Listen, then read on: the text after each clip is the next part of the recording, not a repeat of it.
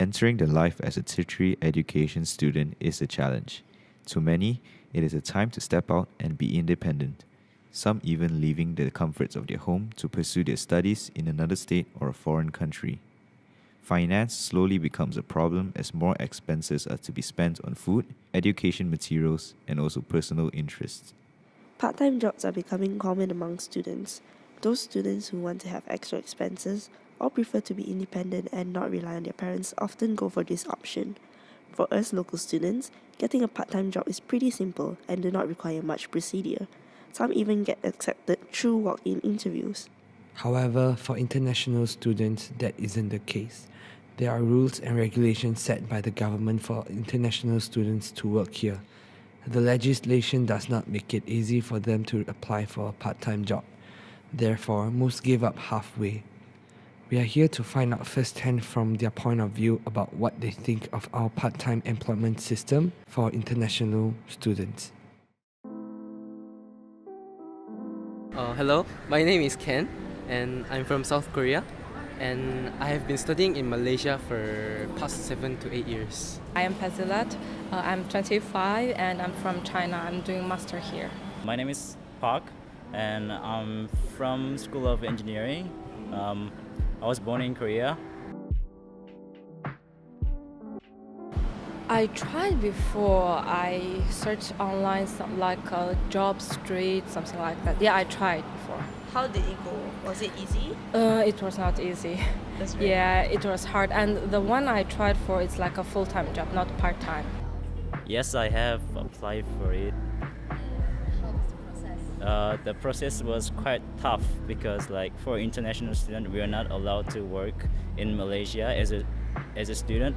To get a part-time job is illegal actually, unless you are a cashier or like something like that.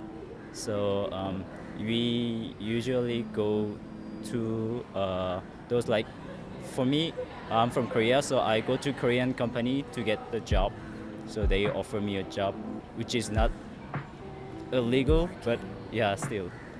Actually, I'm doing a part-time tuition in KL right now, but I didn't really apply for it because my cousin owns the tuition center, and my cousin asked me to help and teach in the tuition center. So yeah, for me, I'm earning about 20 ringgit per hour. Actually, I looked and searched up in the internet because I wanted to get independent away from my parents economically as a financial. So I actually searched for it, but they mentioned that it's illegal to work in Malaysia. Yeah, they have many limitations. Actually, I'm not really familiar with the employment system, but one thing that I know is they are very strict to the foreigners and foreign students, and it is very complicated to apply for the job. I remember I checked some, but I forget it. It's like you cannot work too much, something like that. Yeah, you can only work for 20 hours Yeah, actually 20. a week. And you need to get like permission from your school. Yes. I just remember few.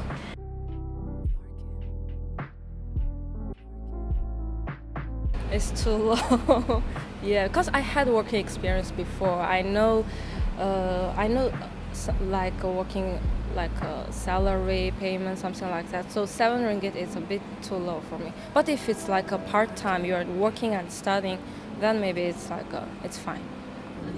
From my own point of view, I think it's quite lack because even in Korea, you're earning 20 ringgit per hour for most basic by under the law, and 7.5 ringgit compared to 20 ringgit in Korea, it's not really enough. For me, as a Korean, where they pay a bit higher amount of money, it's a bit quite low to me. I feel like Malaysians get paid quite low because the minimum wage when you work as a part-time in Korea, you get 30 ringgit per hour. 30 ringgit. Yeah, 30 ringgit per hour, but here you only get 7 ringgit. Yeah, so it's quite low. If I can get paid more, then it will be good enough, it will be better, but I'm fine with 20 ringgit right now. 7 ringgit. maybe fine. But if it's for me, I think like maybe 10 ringgit. Yes, I do feel they should increase more because compared to Korea, the price of the food is cheaper. But when I go to the mart or like go to the shop, I think the price is a bit same to Korea. I think they should allow foreign students to work in Malaysia because at the end of the day, whether you are like from Malaysia or from Korea, you are just a student living in like just an area. So I think it's fair to have a job in here, and also I think you can experience more of the culture if you work in like KL. Yeah.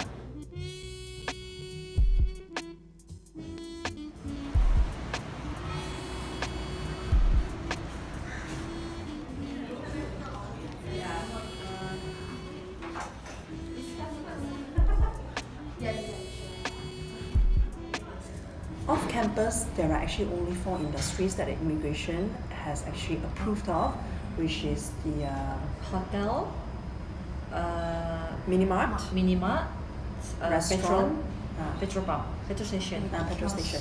Yes, and kiosk. These are 4 industries that they allow international students to work during their semester break. Okay, not during when the academic calendar or the studying part is the lectures are going on, is for semester break, and they cannot work more than 4 hours a day and not more than 20 hours a week. And then you need to get the approval from immigration. They have to apply, then they must have a permission to work stamp in the passport. That will take some lengthy process, and every semester or every 3 to 6 months, they will have to submit their attendance report, meaning they have to achieve 80% attendance in classes. Yes. They have to have good academic results. Then they can renew it for the following year.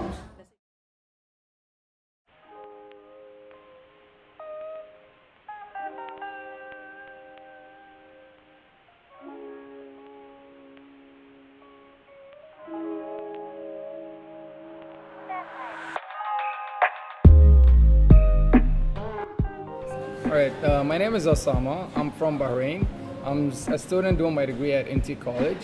I've been here for about 6 years now. This is my 6th year in Malaysia, and I've been working in Burger Lab Sunway branch for about 2 years now. So in Burger Lab, when I first started, I was a bit shaky and scared because it's a foreign country for me. It's a first time here and a first job for me actually. But with time, about 3 months after I started working, I got really used to it. The people here are almost the same age, so it's about between 18 and 25. So we kind of get along really, really easy. So 2 years ago, I went on a trip with Lancaster, which actually got me the idea of looking for a job. And when I came back, it took me about 5 months to actually find a place that would accept international students as part-timers. So I applied everywhere from Sunway Permit, the retail shops, to SS15, until one of my friends told me that Burger Lab does hire, and I just applied online. A few days later, I got a phone call for an interview. About a month after the interview, they actually called me to come and start working. Most of the rejection I got is being an international student. They always say we don't hire international students, Even though as a part-timer, I didn't want a full-time job, they still don't hire international students. I'm planning to do my master's after my degree, so I'm in my last 2 semesters now, and once I'm done, I want to do my master's, but I need to save up for that. So I started 2 years ago, and I've been saving up all the money I'm getting for me to actually continue my master's in the future. I know international students can't really work unless it's about 39 hours a week or somewhere there, if I'm not mistaken. I know volunteer work is okay, but 39 hours or plus is not really enough for any person to work throughout a month or a year or whatever it is. I'd say one thing, for example, every international students are living on their own here, no family, no friends, so they actually need a place they can connect to. Like for me, Burger Lab, I connected to it 2 years ago, and 2 years later, I'm still here with my friends, and they made me feel like I'm home. So I don't get homesick. I get enough money from me, from my allowance, and from my salary as well, which helps me actually grow here. And now I can actually even pay for my own master's in about 8 months ahead. If it's for full-timers, it's mostly the visa issue that a lot of international people would have. I have a few friends who are working here full time, but their visa takes about 3 to 6 months to get ready. So that takes really, really long time for them to actually get a job here. Another thing for part-timers such as me, it's not enough to have 39 to, let's say, 50 hours a week. It's pays really like 5, 6, 7 ringgit maximum an hour. So if you get 7 ringgit and 50 hours a week, it's not really enough, or in a month 50 hours, it's not enough for anyone to live on. So I would say, in my opinion, is they need to change how they would treat international students and actually give them the freedom to do the things that they want to do. They want to actually save up, they want to do things, they want to travel, they want to go everywhere. They need a job to do all that. Parents can't really deal with everything we do, that's why. Okay, first off, we'll be talking about the international students working system in Malaysia. So throughout the whole process, we found out that a lot of international students are still unsure about the rules and regulations on the system, about the system. And I feel that universities should really have more talks and program for students about the rules and regulations about on the working system itself, just to let them have a clear image of what to expect when they are looking for a job. I also feel that students would also like to have like to know more about what's going on in the country they are staying in and the do's and don'ts. The pay in Malaysia for part-time jobs are actually much lower than other countries. So, for example, Australia, they pay 20 Aussie dollars per hour for the part-timers. So it's very obvious that their pay and our pay has a very big difference. However, we've also understand that their cost of living in other countries are much higher than ours.